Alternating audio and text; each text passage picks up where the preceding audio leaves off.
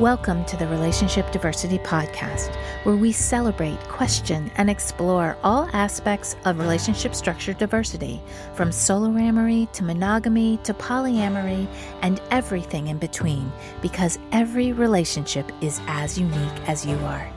We'll bust through societal programming to break open and dissect everything we thought we knew about relationships, to ask the challenging but transformational questions: who am I, and what do I really want in my relationships? I'm your guide, Carrie Jaroslaw, best-selling author, speaker, intuitive, and coach. Join me as we reimagine all that our most intimate relationships can become. I just turned 53 a few weeks ago. I don't feel 53 at all. I feel like I'm in my 30s most of the time. And yet I'm so thankful to be where I am now with the perspectives and life lived. Oftentimes it feels like I've lived many lifetimes in this one as Carrie Jaroslaw, especially when I reflect on the person I was in the different chapters of my life, specifically in terms of my experiences within my intimate relationships. This important reflection has brought me astute awareness as to why I've chosen to express myself differently in my relationships: familial, friendships, work, intimate, and of course the relationship with myself. For most of the first 25 years of my life, this wasn't necessarily a conscious choice.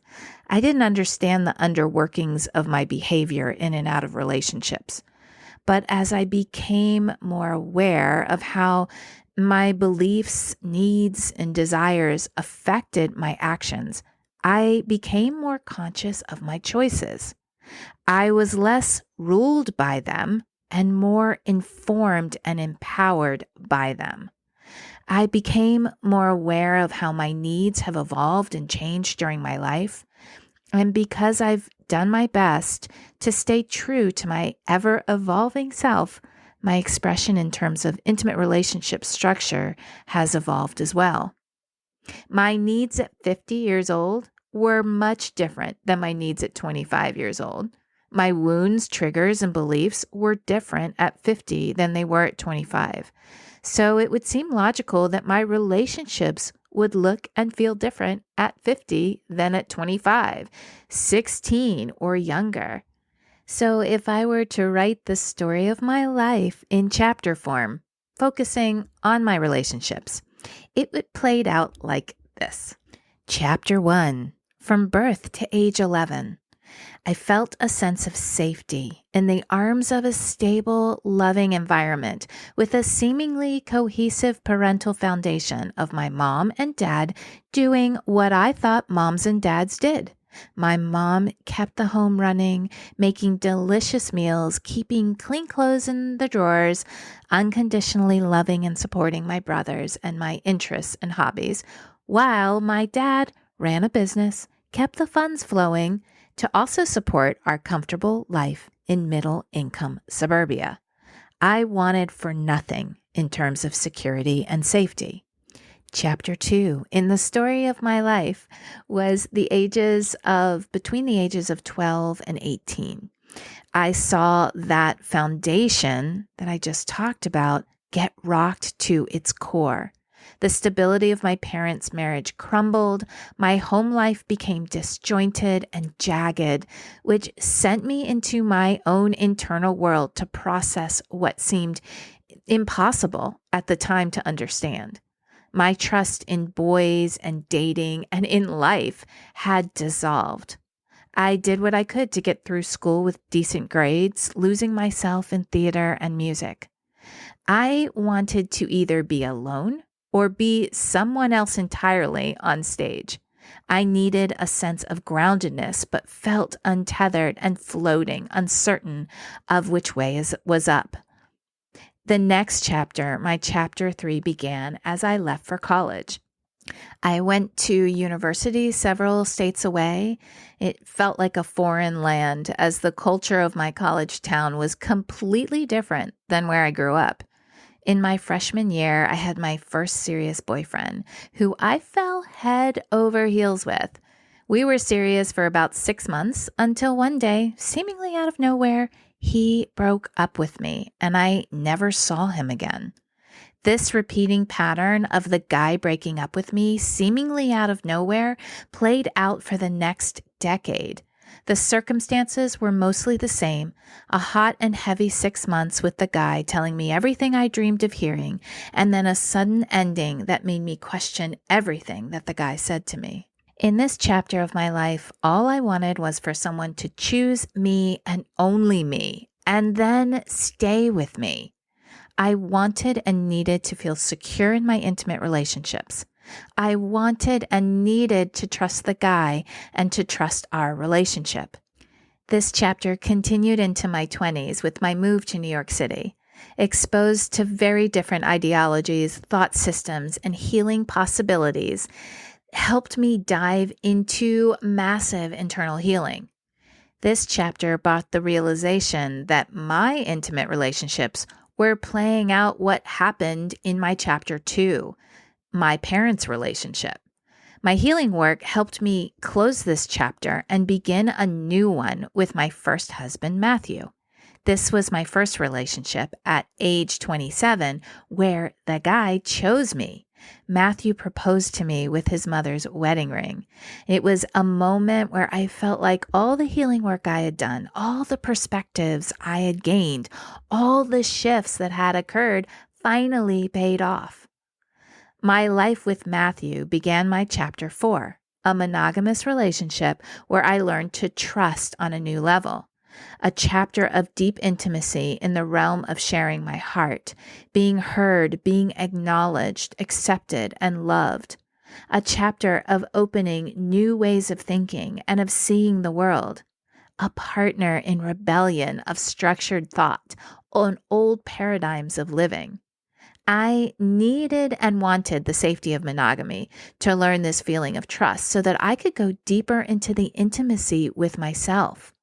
My relationship with Matthew served this beautiful purpose until I unconsciously, and that's an important word, unconsciously, was ready for my next chapter. This was when Matthew told me that he wanted to separate and divorce because he believed we could have a more complete relationship. There are many things that involved, but one of those was that he didn't really want a family. And I was starting to feel ready for one for the first time in my life. And I can say this now with perspective. However, at the time, my beliefs that I always got broken up with, that belief that I thought I had healed, but there were still remnants there, that belief screamed louder than any other belief. This was painful but imperative because it pushed me into the caverns of the unresolved healing that was still there from my parents' divorce. And once I emerged from that, I began my chapter 5. This was my relationship with a man I met while working as the director of Blue Man Group in Las Vegas. He, being recently divorced and on a spiritual journey, met me in that same place. I had faced my biggest fear of getting divorced and came out knowing and loving myself more than ever before. I felt a sense of freedom that I had never felt before. I tried on new parts of my personality with a curious mind. I ate meat for the first time in over a decade, experimented with different activities, dressed differently, and embraced my sexuality.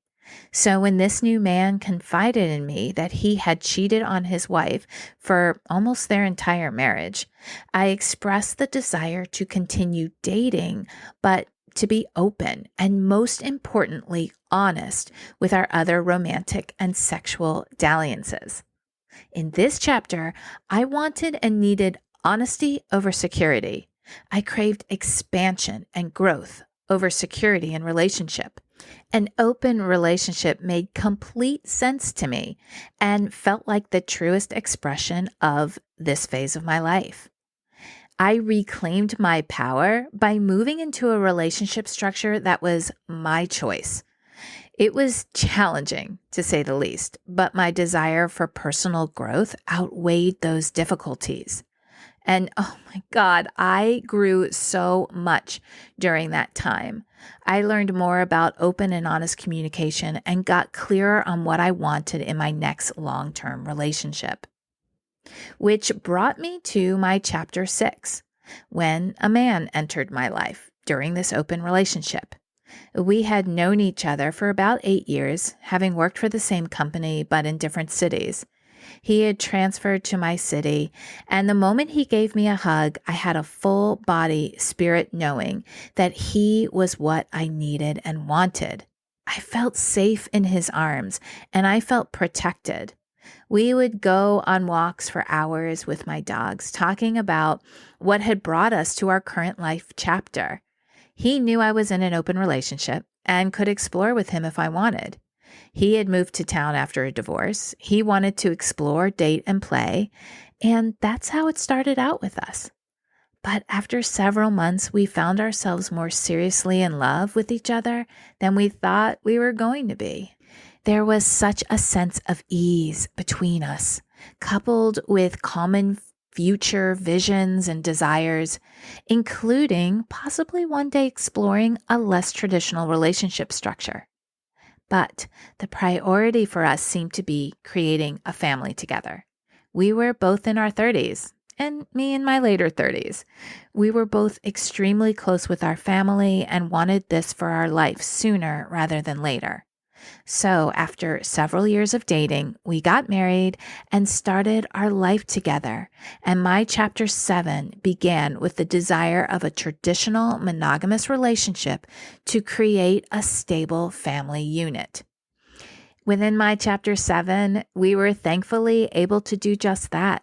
Bring 2 incredible souls into this world, create as much emotional, physical, and spiritual stability for them while still following our own passions.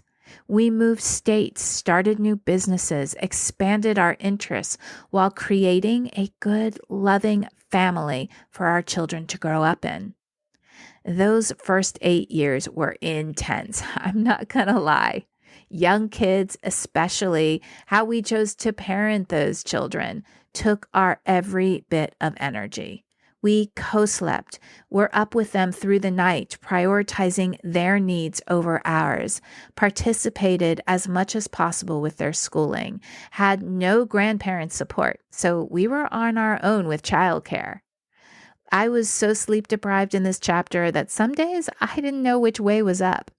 My first priority was making sure my kids had what they needed. My second priority was to my business because people depended on me and my contribution. My third priority was my husband, and my last priority was myself. This may not have been the smartest way to prioritize our life. It definitely was not the most self-sustaining way. But at that point, we just did and made the best choices every moment for ourselves and our family. And yep, I came to learn that that was completely unsustainable, especially the part of putting myself last, because I found myself completely burnt out when the kids were 3 and 7. Once I got into elementary school, I began to focus on myself, regaining my life force through daily self-care. I had lost myself during those years, and I needed to learn and understand who I was at that moment. I couldn't go back to who I was before kids. I was changed and very different, but I didn't automatically know what or who that was. My self-care practice became my self-connection practice, the place every day where I connected to my heart and to my thoughts, to land in the here and now and understand what I really wanted and needed. Once I started to get clear, then I connected with my husband and we had important conversations about what we wanted the next chapter in our lives to look like. What we each needed and wanted to end in this chapter and begin in the next chapter. This was, I think, the most intentional that we had ever been. It was around 2018, 2019. This was a year of clarity for both of us. a time that brought us into the present moment, reflecting on all that we'd been through in the past 14 years together and visioning into our future. My needs and desires at the end of this chapter and into my chapter 8 were for expansion, questioning, moving out of comfort and into newness. This next chapter would require me in every aspect of my life to breathe into discomfort in order to birth a newer, more actualized version of my present self. So, where my needs for comfort, security, and certainty were prioritized at the beginning of our relationship, they were now being replaced with desires of pushing past self-imposed limits, exploration, and inspiration. And so my current chapter, chapter 8, began, I would say, in early 2020. Remember that time? I know many people want to forget the pandemic, isolation, living in the unknown, and scary times. They were indeed very scary for me, but also exhilarating when a man walked into my life and rocked it in a way I wasn't expecting. But looking back with perspective, I see that it was all a part of a divine plan orchestrated by something much bigger than me, along with my desires of curiosity, exploration, inspiration, all that I just talked about, that were now being manifested into my physical world. I had a growing attraction to this other man before I realized that this was the intention I had put out into the world the previous year, when I allowed myself to feel the feelings I had without shaming them, without feeling bad about them. I decided it was time to talk to my husband. And this was the first step in rewriting my parents' story. After lengthy conversations, my husband supported me saying something to this other man, beginning our movement into a very different relationship structure. It took it from just talking about it to actually stepping into it. And although I have had to face some pretty massive fears, specifically about being different or, fears about what people might think about me, it has been so beautiful when I look at my healing journey and all the things that have been healed within me as a result of this relationship and the reflection that the relationship has given me, as well as navigating and learning how to make it all work as best as possible. This man has opened up parts of myself that would have probably remained hidden had I stayed in a monogamous structure. My time with him and our relationship has been and continues to be incredibly nourishing and expansive, and surprisingly, to me at least, contributes greatly to my relationship with my husband. They are both very different people and reflect different parts of myself back to me. This structure has stretched my limiting beliefs on love and intimacy and has shown me what is really possible in relationships when we question all the things that we've been told and really look at who we are and what we want in our relationships. It has beautifully fulfilled my needs and desires at this time in my life and has enhanced my life in so many ways. And that young girl who just wanted to be chosen by someone feels so loved. Now, could I have done this kind of relationship structure in my chapter 3? Absolutely not, which is my point in this entire episode. Timing plays a huge part in determining what relationship structure is the best expression of your unique self in any given moment. Even if you choose to stay in the same structure for your entire life, questioning and coming into the present moment with your needs and desires can keep your relationship exhilarating, fresh, inspiring, and fulfilling. To start this work on your own, I encourage you to do kind of like a life review, just like I did. This inventory of your relationships can be very insightful. Start with what you observed as a child and find the chapters of your life story. Then ask yourself these questions.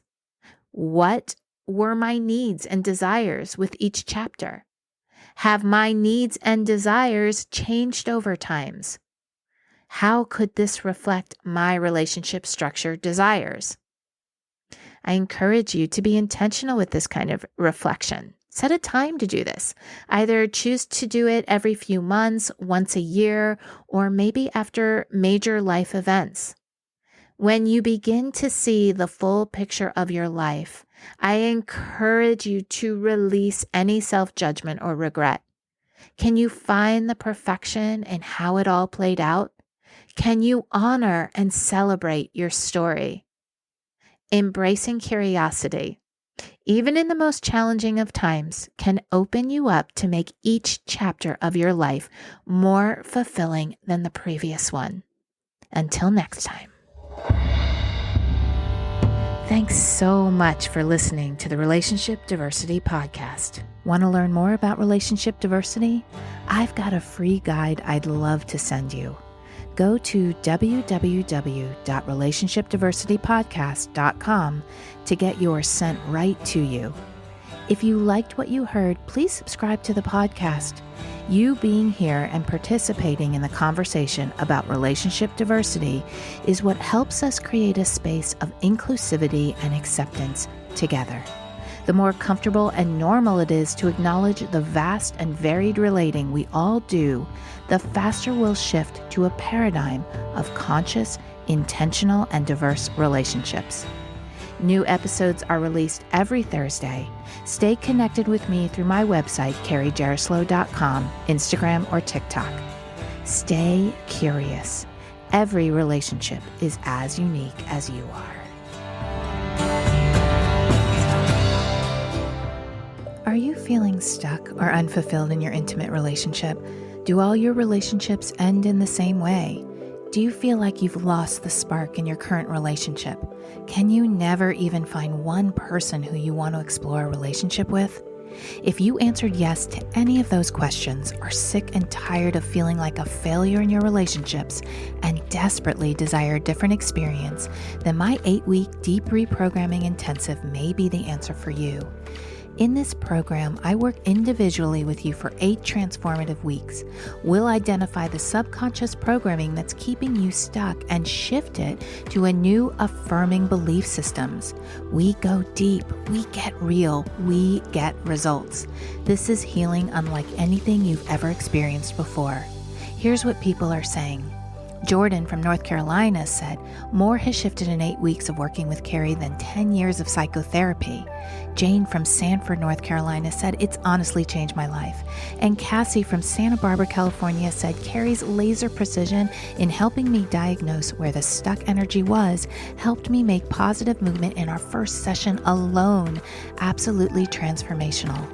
I love being a guide and witness to these courageous people who claim that they were done with their past experiences and ready for something different. I'm opening a limited number of spots for 2023 and would love to help you permanently transform your relationship experience. To set up a free 30-minute clarity call where I'll help you uncover your number one block to fulfilling relationships, connect with me through the link in the show notes. You are worthy of experiencing deep fulfillment and love in your relationships. This intensive work will help you get there.